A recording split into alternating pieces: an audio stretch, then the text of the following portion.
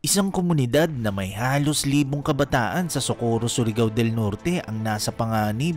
Ito'y dahil hawak ito ng isang mapanlinlang at mapang-abusong kulto. Ang munisipyo ng Socorro, Surigao del Norte ay isang magandang lugar na kilala sa Sohoton Caves at Lagoons. Katabi lang din nito ang sikat na isla ng Siargao. Pero sa likod ng likas na ganda ng munisipyong ito ay may itinatago pala itong nakakahindik na sikreto. Ang lugar na ito ay may isang organisasyon na ang pangalan ay Socorro Bayanihan Services. Kilala ito noon sa pagiging civic organization na nagsusulong ng bayanihan sa munisipyo ng Socorro. Pero nagbago ang organisasyong ito noong taong 2017. Ayon sa mga taga Socorro, nagsimulang maging kulto ang organisasyong ito nang may i-appoint ang dating leader ng organisasyon na isang 17 na taong gulang na lalaki bilang siyang susunod na bagong leader at di umano'y tagapagligtas. Ang sinasabing tagapagligtas na kinumbinsi ng leader ng organisasyon ay si J. Renz Kilario. Si J. Renz ang ginawang bagong leader ng Socorro Bayanihan Services dahil siya raw ang di umano'y susunod na Mesaya o Mesyas. Siya raw ang bagong Jesus na magliligtas sa kanilang lahat. Hindi nagtagal, idineklara ni J. Renz ang kanyang sarili sa komunidad na siya raw ang reincarnation ni Senyor Santo Niño. Kaya naman mula noon tinawag na siya bilang si Senyor Aguila. Ang organisasyong ito ay nagpapalawak ng impluwensya sa Maynila at iba pang bahagi ng bansa. Katunayan, ang binuo nitong performing group na Omega de Salonera ay nagwagi pa sa isang international festival sa Korea. So paano nga ba nakahikayat ng maraming membro itong kulto na ito? Well, nag-umpisa ito noong February 2019 nung niyanig ang Surigao del Norte ng isang malakas na lindol. Dito nakita ng oportunidad si Senyor Aguila at ang kanyang mga handlers. Sinabihan niya ang mga tao na sumama sa kanya sa bundok na kung saan ang lugar na ito ay tinawag na kapihan. Dahil yun daw ang langit at ang sino man ang hindi sasama sa kanya ay masusunog sa impyerno. Dahil dito, libo-libo ang napasunod ng leader na to patungo sa taas ng bundok. Katunayan, ayon sa datos ng LGU, maraming mga DepEd teachers at government employees ang nagsipag-resign nung panahong yun. Mahigit 100 teachers mula sa elementarya at sekundarya sa Socorro East at West Districts ang nag-awol sa kanilang mga trabaho. Bukod dun, nasa halos 13 regular employees at 41 job order workers mula sa municipal LGU ng Socorro ang nagsipag-resign.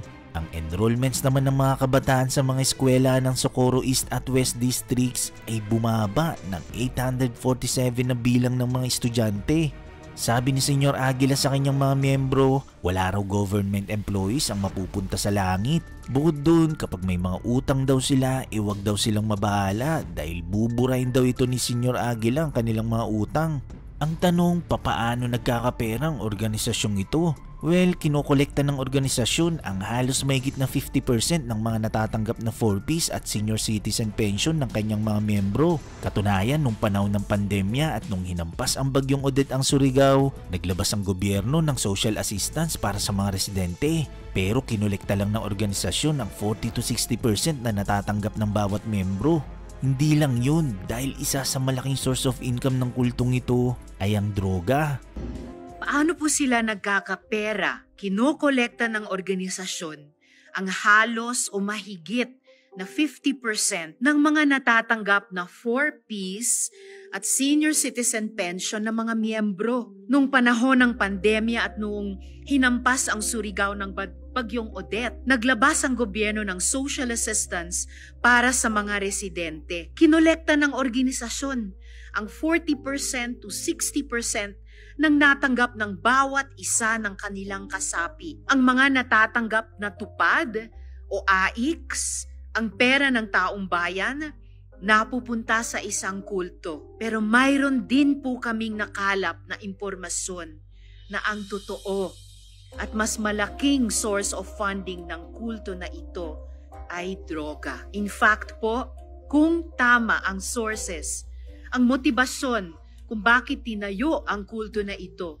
ay para maging human shield dahil nailagay sa narco list ang pasimuno ng organisasyon na ito na si Karen Sanico at ang kanyang dating business partner na yumaong Municipal Circuit Court Judge na pinaslang di umano dahil sa kanyang pagkasangkot sa droga noong 2019. Si Mamerto Galanida ay naihamig di umano nila Sanico at naging bahagi din ng masterminds ng grupo. In July of this year, Mr. President, may 8 bata po na nakatakas na sa kulto at nasa kanlungan ng LGU at DSWD. Nagbuo ang Municipal Mayor ng Socorro na si Mayor Riza Timkang ng task force para gumawa ng aksyon laban sa kultong ito. Ngunit makapangyarihan po ang kulto.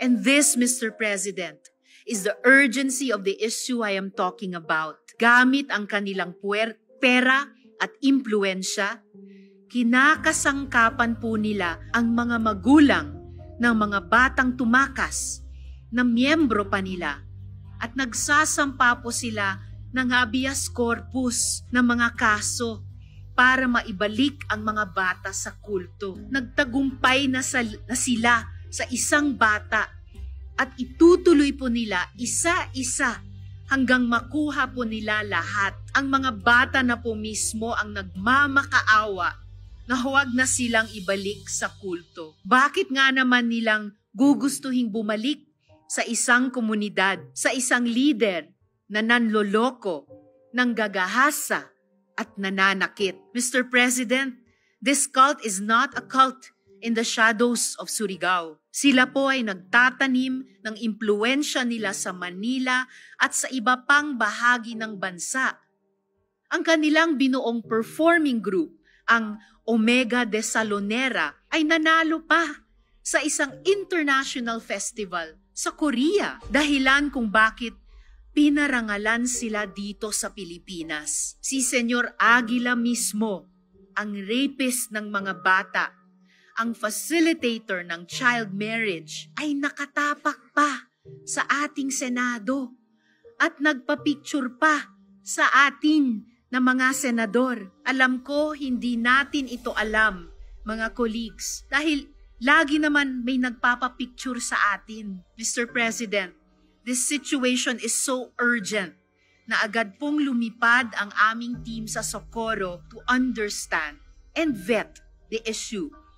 And what we have learned is dire and despicable. We need to save those children. It is our duty, not just as senators, but also as parents, as human beings, to save children in most need of our help. We managed to raise the age of sexual consent. We passed the law penalizing child marriage. We strengthened protections against child trafficking. Now, real children are in danger.